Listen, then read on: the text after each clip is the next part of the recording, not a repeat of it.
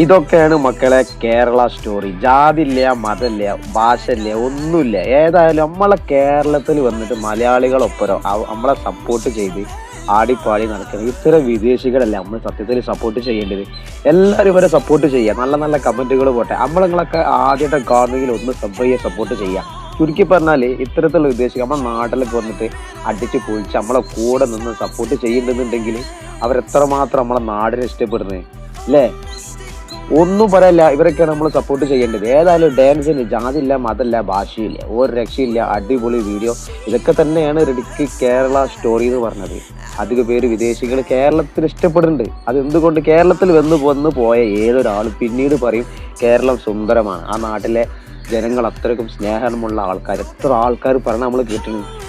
ഏതായാലും കേരളത്തിൽ ജനിച്ച നമ്മളൊക്കെ ഭാഗ്യവന്മാരാണെന്ന് നമുക്ക് നെഞ്ഞത്ത് കൈ വെച്ച് പറയാം. നമ്മളൊക്കെയാണ് യഥാർത്ഥ ഭാഗ്യവന്മാര്. നല്ല നാടാണ് നമ്മളെ നാട്. അപ്പൊ ഏതായാലും നമ്മളെ നാട്ടിൽ വന്നിട്ട് ആൾക്കാരെ കൂടെ അടിച്ചു പൊളിച്ച് എൻജോയ് ചെയ്യണം. ഇത്തരത്തിലുള്ള വിദേശികൾ നമ്മൾ തീർച്ചയായിട്ടും സപ്പോർട്ട് ചെയ്യണം. ഒന്നും പറയാൻ നിൽക്കണ്ട, ഒന്നും നോക്കാൻ നിൽക്കണ്ട, കമന്റുകൾ പോരട്ടെ. ഇത്തരത്തിലുള്ള ആൾക്കാരെ നമ്മൾ സപ്പോർട്ട് ചെയ്യേണ്ടത്. ഒരു രക്ഷയില്ല. നമ്മൾ നിങ്ങൾ ആദ്യമായിട്ട് കാണുന്നെങ്കിൽ ഒന്ന് സപ്പോർട്ട് ചെയ്യുക. വിലപ്പെട്ട അഭിപ്രായങ്ങൾ കമന്റിലൂടെ രേഖപ്പെടുത്തുക. അടുത്തൊരു വീഡിയോയിൽ വീണ്ടും കാണാം. Okay, by.